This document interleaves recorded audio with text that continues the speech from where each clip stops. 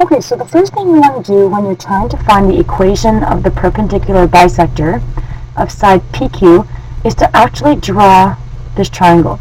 Now we're going to have a little bit of an issue because I don't have enough room on my graph, but you want to be able to graph triangle PQR before you start doing any work. Okay, so I've gone ahead and graphed triangle PQR here, and what you want to do is find the perpendicular bisector of PQ. So you want a line that's going to bisect, which means it's going to cut it right in the middle. So first thing we need to do is find where the middle is of PQ. So we're going to go midpoint. Oops. So the midpoint of PQ, and the formula for that is x1 plus x2 divided by 2, and y1 plus y2 divided by 2. We want to write down what points P are and what's Q, just so you have it right in front of you.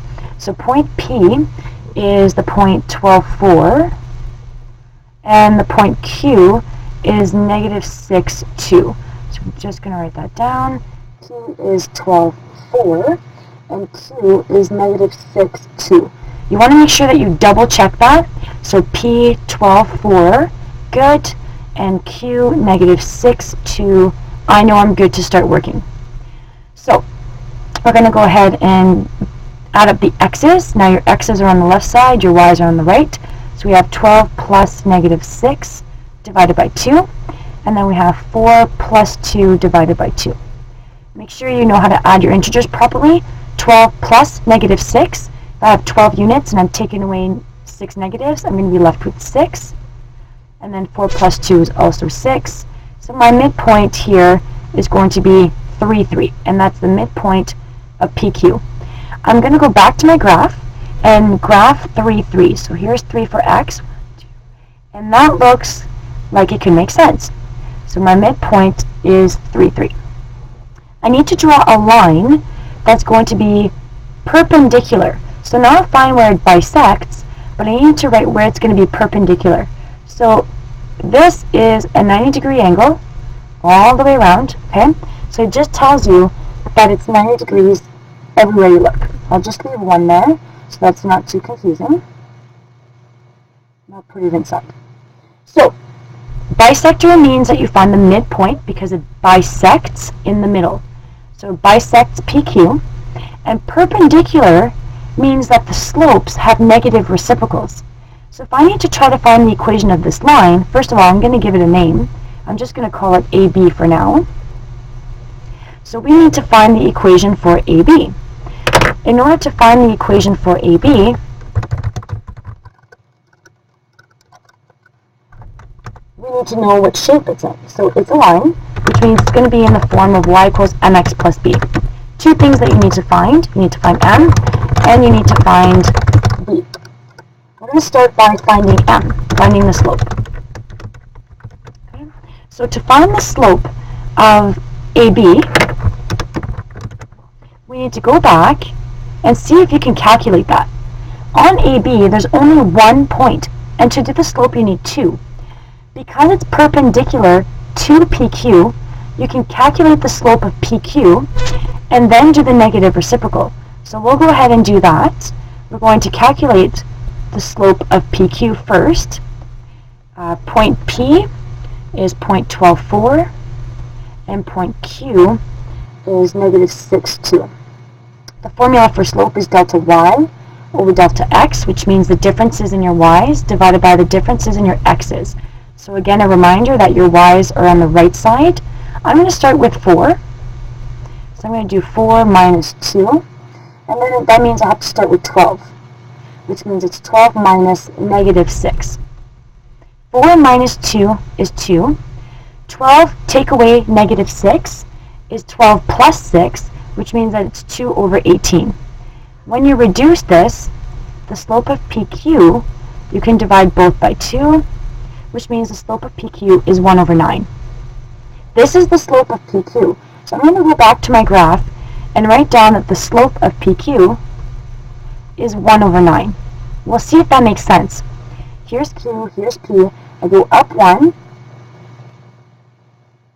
and to the right 9. 4, 5, 6, 7, 8, 9. There's the second point. I go up 1, 1, 2, 3, 4, 5, 6, 7, 8, 9, and I get to the next point. So this makes sense. My slope is positive, means that the line is rising from left to right. So this is good. However, I don't want the slope of PQ, I want the slope of AB. This is the equation that I'm looking for. I'm looking for the equation of AB, which means I need the slope of AB. Since AB is perpendicular to PQ, and I'll write that down, since AB is perpendicular to PQ, this means we can use the negative reciprocal of PQ to find the slope of AB. So if we do that, that would mean that the slope of AB, the reciprocal means you flip it, so it would be 9 over 1. Since this one's positive, this one needs to be negative, which means when we simplify it, it is just negative 9. So now we have a slope of AB. We have the slope of AB, which is negative 9. So we're going to substitute negative 9 in our equation. And now we need to find B. In order to find B, I need an x and I need a y that is on AB. So you have to go back to the graph yet again, look at your line AB, and find a point that is on AB. The only point that we found that we know for sure is the point 3, 3. So that means that the x is going to be equal to 3, and the y is also going to be equal to 3.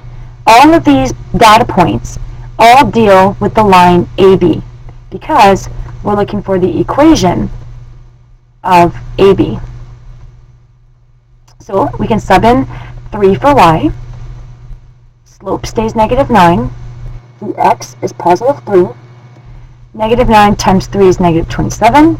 Don't forget what you're looking for, which is b. So to cancel out 27, you add 27. Sorry, to cancel out negative 27, you add 27. And we have b equals 30. Let's go see if that makes sense. Does it make sense for our line to cross at 30? Well, it continues quite a bit here, and the slope is quite high. So yes, it does make sense that it might cross at 30. So, go back to where it says the equation of AB is y equals, the slope of AB is negative 9, and the y-intercept of AB is positive 30.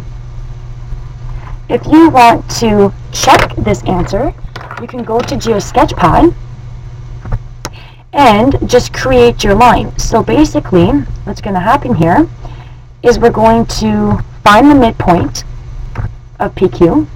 I'm going to just call it M for midpoint. And we're going to construct a perpendicular line. So there it is. I'm going to label that as AB because that's what we did on paper.